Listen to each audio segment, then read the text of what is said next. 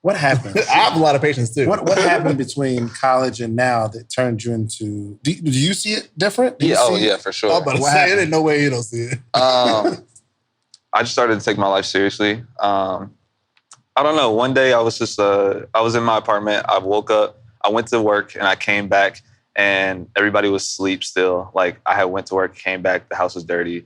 Everyone was asleep. 4 people, 3 on the floor, 1 in my room. I was just like, this is not what I want. And I was like, what are the things that I can do? I don't have any money. I don't know what to do. Like, what are the small things that I can change that are free that can take me to the next level?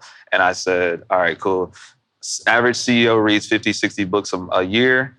I haven't read any this year. The average American reads 1 per year. That's one thing that's very easy that I could pick up and start implementing right now today. And then I bought the book called No Excuses by Brian Tracy. And I said, and in that book, it told me to read for an hour every day. And if you do that, then you'll, complete a certain amount of books. So I started doing that. And then I just realized that, if I had to change, and then I just realized that I couldn't be that same person if I wanted to be the next, what I look for in the future. And I just gave up everything. I was willing to sacrifice the fun, the drinking, all of that to be who I want to be, who I am now. And so in that clip, you see that's Justin from Support Black Colleges speaking on how he decided to change his mindset. And a lot of times we say change your mindset, but what are some actionable steps you can take to actually change how you think and how you move in life? So he decided to start reading books. He said, the average CEO reads about 50 books a year. So he started reading books and he started to, I guess, align himself where he wanted to be, right? So he aligned himself with the thought processes of higher thinkers, higher productive people, higher earners, and decided to say, if I can do some of the things that they do, maybe I can get into that realm. And so that's a major key of how you can really change your reality by framing yourself in a different field, like putting yourself in a different situation, getting out of your comfort zones, so to speak, so that you can elevate mentally, right? If you keep doing the same things over and over, then you're gonna get the same results. So the minute you decide to say, okay, this guy is elite at whatever he's elite at, and why is he elite? And if you're not doing any of those things to become elite yourself, then maybe you can take a piece of that, and then you can look over here at this other guy and say, okay, he's doing something a little different that I'm doing as well. Let me take a little bit of that. And then little by little, you're adding all these new nuances to your being, and you realize, I'm like, okay, I can be different because now my thought process is different because I'm doing different things. I'm literally shaping a new reality for myself because I have new thought processes. So you got to think about those things. And check out this next clip where he talks about sleeping on the floor. So a long time ago, I was reading some article, and it was basically some guys basically saying that he sleeps on the floor even though he has a bed to kind of trick himself to I have to keep working until I can afford to get a bed. So I said, you know what, I'm just gonna sleep on the floor, and when I wake up, work as if I don't have a bed, and I need to make some money or do something to get a bed to sleep in. So every day I just sleep on the floor to remind myself that when I wake up, I need to work harder to afford the opportunity to sleep in the bed.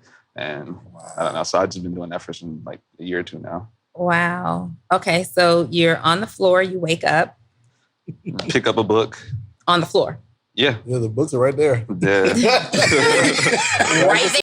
So as you see in that clip, he talks about how he started to sleep on the floor because he felt like until he's worthy enough to sleep in a bed or earns enough money to sleep in a proper bed, he's gonna sleep on the floor. So when he wakes up, the first thing he does is get straight to work. Has his laptop by his side, has a book right by his side, so he can, I guess, put in action all of these things that he decides that he wants to be, and do. And so, that may seem a little extreme. I'm not gonna say that I'm gonna, start sleeping on the floor, but if you think about that principle, it's like, let's say you want to start doing push-ups every day before you get, before you leave the house. The hardest part is getting on the floor, really. Once you get on the floor, you might do a push-up, but what if you slept on the floor? So that when you wake up, all you gotta do is roll over and you're in push-up position. Now you can begin. So maybe I should start it. Maybe I should try that out because I haven't been doing my push-ups lately.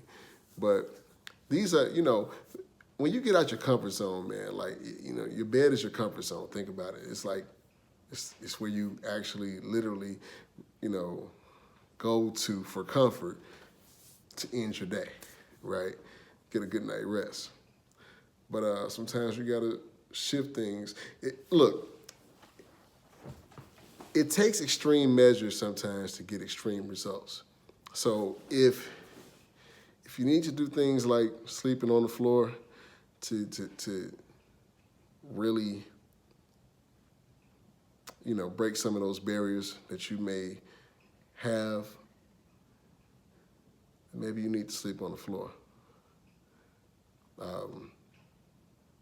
Man, it's dope. I'm gonna put the full interview in the link below, in the description below, and just check it out. Like, support Black colleges, man. They really grew big in like the last 2 years, and so, just implement some of these strategies. Just whatever you're trying to do in your life, I'm trying to elevate. I'm trying to build this YouTube channel out how I want to build it, and sometimes I guess I got to get unconventional. So, like, as I'm recording this video right now, I've recorded about 8 videos tonight. And I'm, purposing them for different things, for social media, for whatever. So I'm realizing there is no excuse for not putting out content. The only excuse is you're not doing the work. If you want the results, you got to put the work in. So let's get busy, y'all. All right? It's due season. It's your boy.